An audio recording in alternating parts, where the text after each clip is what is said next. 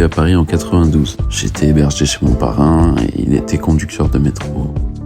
Et en montant avec lui régulièrement que j'ai découvert le graffiti. Toutes ces années, j'ai pu parcourir la ville de long en large pour prendre des vidéos, des photos. Ça m'a permis de rencontrer pas mal d'artistes. Et aujourd'hui, j'ai invité un ami et artiste. Je l'ai invité à venir faire un mur chez moi. Vas-y, on y va. Je m'appelle Vite, V-E-A-T. J'ai commencé le graffiti en 2003. J'ai fait des cours de dessin, mais là où j'ai vraiment appris, notamment la couleur, c'était dans la rue. Moi, j'étais un gamin assez renfermé, je sortais pas beaucoup. Et c'est vrai que le graffiti, ça m'a permis d'aller vers les autres, quoi. Vraiment d'aller dans la rue, se déplacer pour peindre. Mine de rien, c'est ce qui m'a ouvert. C'est pour ça que je disais que je suis allé dans la rue par nécessité. Parce que moi, ce que je voulais, c'était peindre, m'exprimer. J'avais pas d'autre moyen de le faire. Avec la peinture, on a pu rencontrer beaucoup de gens, même voyager, peindre à l'étranger. Il s'est passé pas mal de choses.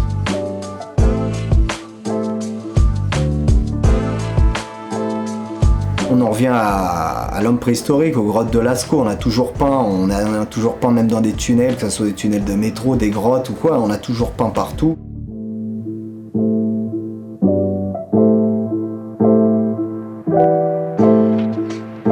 J'ai toujours été influencé et inspiré par ce qu'il y avait eu avant moi, c'est-à-dire même Psychose, que j'ai pu rencontrer quelques fois quand j'étais plus jeune. Voilà, c'est des gens qui m'ont vraiment compté. Quand j'ai commencé, bon, Psy, il a toujours été là, mais c'était pas la grande époque. Moi, je les ai pas connus à la grande époque, vraiment, du carton.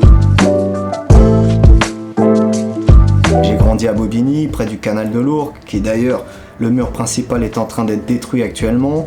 Ça, j'ai eu l'info hier.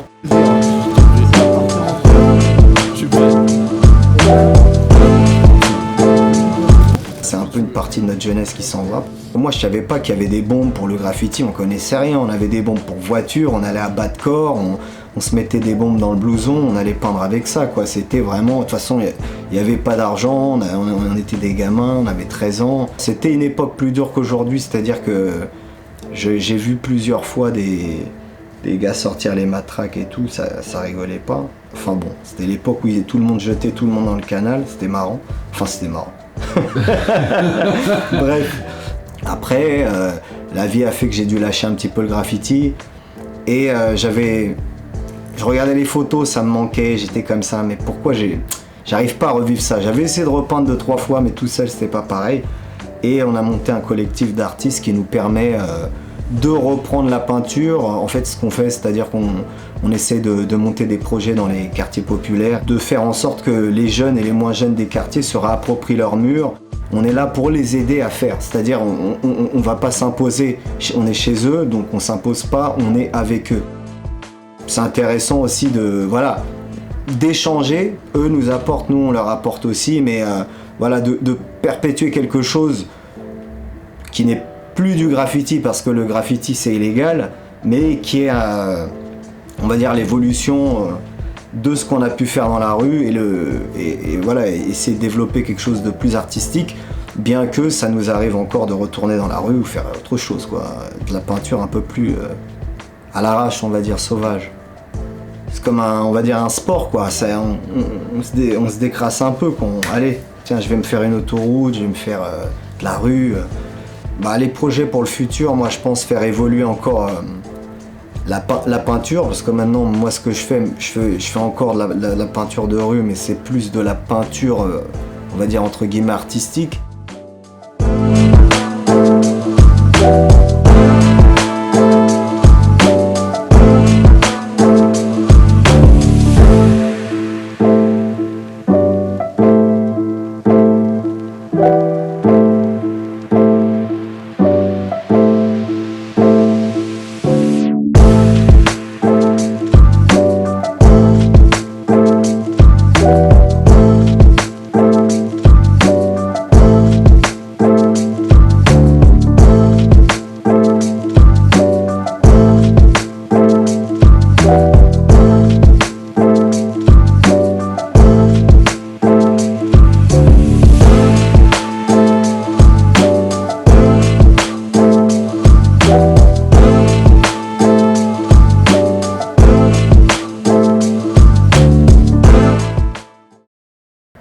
sais pas, moi j'ai pas forcément la réponse, je préfère poser des questions, être à ta place, mais...